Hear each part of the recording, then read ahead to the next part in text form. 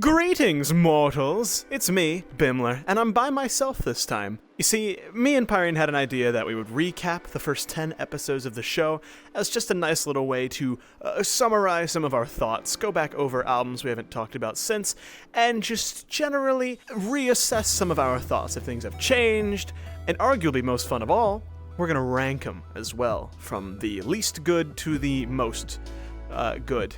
That being said, I think my list is going to be a little bit different from Pyrine's because I'm usually the one picking the records for the show. There's only one episode where that wasn't the case, so I have a very strong bias towards literally everything. Everything at the number 8 spot or higher is like a A-tier album at least for me. Like, I adore basically all of these records. The last 2 albums on the bottom I still quite like, but because of just how good the top 8 are, they end up in the bottom 2. There's not a single record in this video that I don't like, but I do have certain things to say about some of them. So, with that all being said, let's get into it.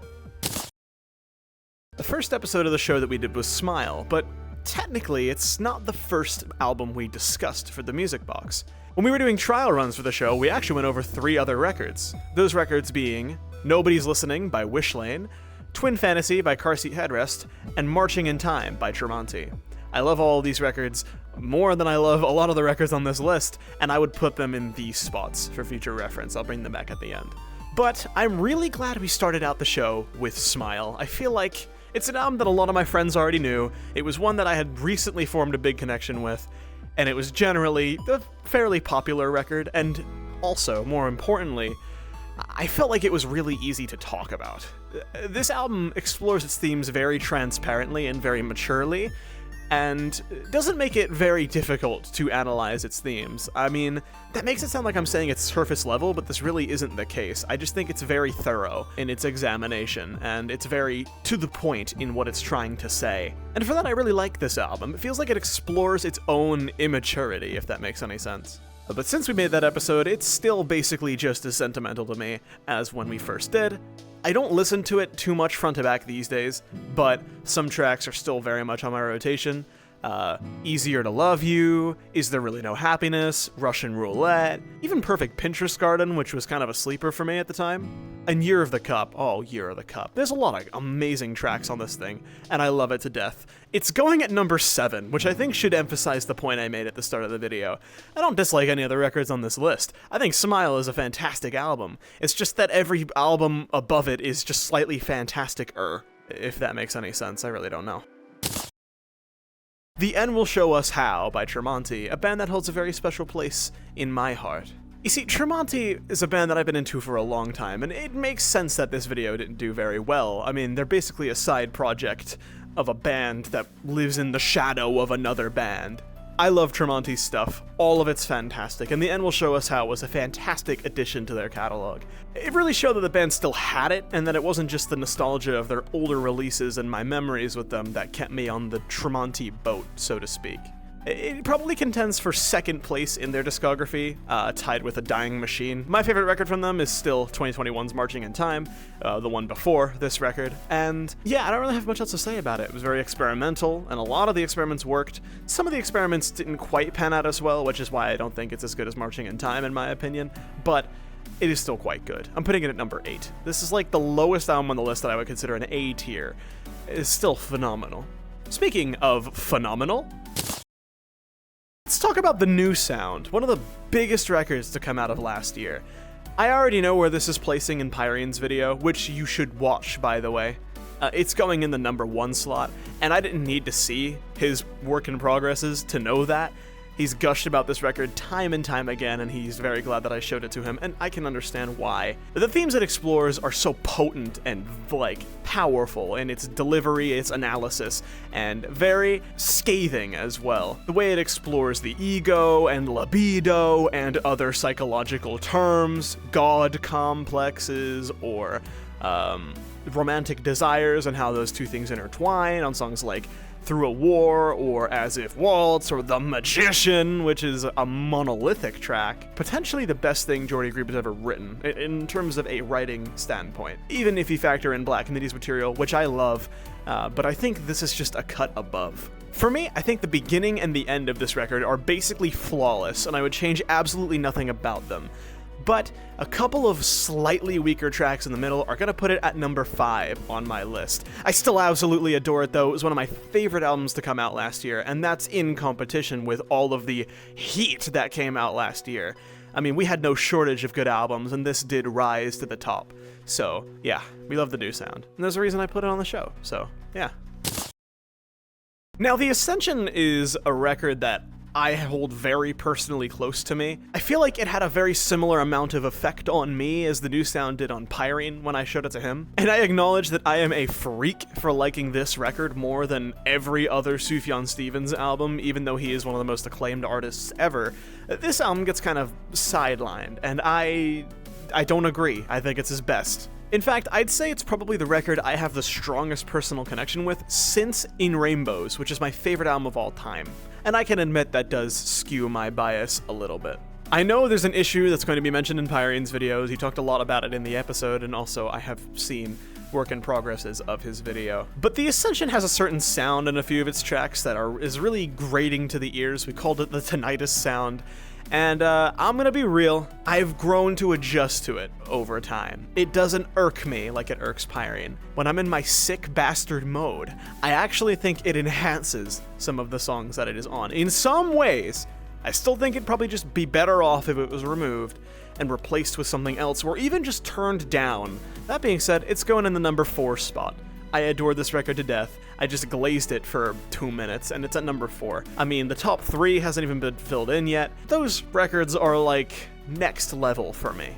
And to be fair, The Ascension and the album in number 3 were very, very close. I think I just went with trying to remove a little bit of my personal bias in terms of how strongly the albums connect with me, and talk about how much I like the music and how much the music I think is good.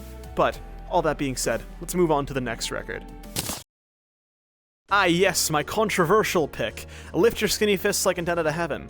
Now why is it controversial, Bimler? Well, it's the one album on the show that I didn't pick. We had a guest on, our good friend Jordan, who had given the album to us to listen and discuss. And it is gonna go in my number 10, but that doesn't mean it's bad. I quite actually enjoyed this record. You see, I listened to it years ago and didn't really get it at all, but upon revisiting it, I gained a lot of respect for what it's trying to do.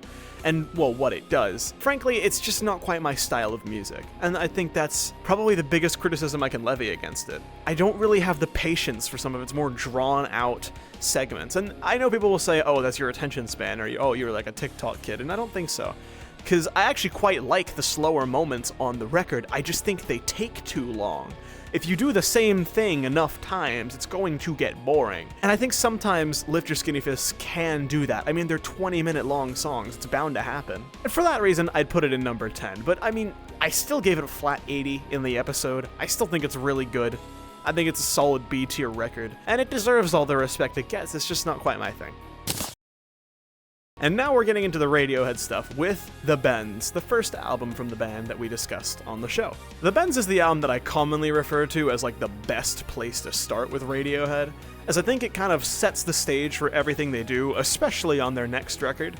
But even in future records, there's hints of that on here. I think it's quite great. It's the first Radiohead record I would consider to be great, and I think it holds up very well, even though it's a bit more of a product of its time than, say, its follow-up in OK Computer. But the highs on this record, like I said, really show what the band is capable of doing. Songs like Fake Plastic Trees, Nice Dream, Just, or Street Spirit, among a few others, are just phenomenal. That being said, the consistency falters on this record. There's a few tracks that I just don't think hold up to the rest, and that really drags the album down for me. Songs like Sulk or High and Dry don't really hit the same as some of the highs on this record, and for that reason it's gonna go in number 9. They still had some growing to do, but this is still leaps and bounds above their debut. Teens of Denial, one of my favorite records of all time, my favorite car seat headrest record. Just straight up, I mean, I think it perfectly explores its themes, tells its story, and those themes and that story resonate with me very closely. I mean, Ballad of the Costa Concordia is one of my favorite songs ever. make of that what you will. The album blends an indie and garage rock sound with much more progressive, swelling song progressions in a way that is so perfectly car seat headrest. And these elements allow it to remain fun and engaging throughout the whole album while still being super rich and full of emotional depth and meaning and fantastic writing. I don't really know what else to say about this one. I'm gonna put it at number 2. It's the first album in our top 3. If only we would continue this with the next record. I don't know. Stay tuned.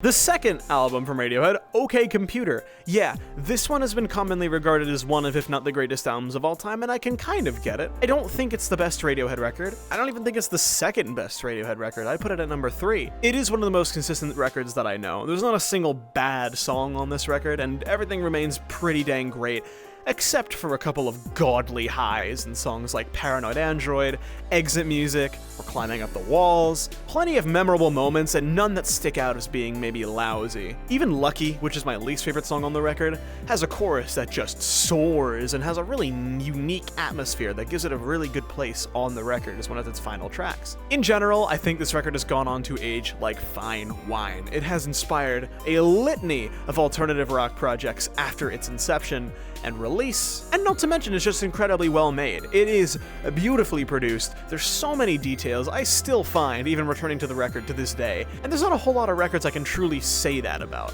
So I don't really blame Rate Your Music for putting it at their number 2 spot right now of all time. I'm gonna cite a quote I did in the episode, and paraphrase something somebody said about Pink Floyd's Dark Side of the Moon.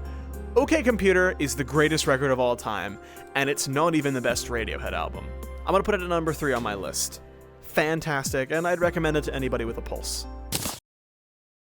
Alright, Answer 'Em Up There is going number 1, and there's no arguing with that. I don't even think there would be arguing with that, because this record is adored by many, including Pyrine, and I know he places this high on his list as well. And for good reason, it explores its themes incredibly thoroughly to the point of actually hurting, and the themes that it does explore are very unfortunately relatable for a lot of people. It does so with the most beautiful instrumentation I've heard on nearly any record ever, and some absolutely poetic writing. I mean, if you read the lyrics of a song like Haldern, it basically reads like a poem. It is truly a generational release, and it's going to be remembered probably forever. I'm very much looking forward to the new album, Forever How Long, and doing the episode for that one on the show, which should be episode 13, I think?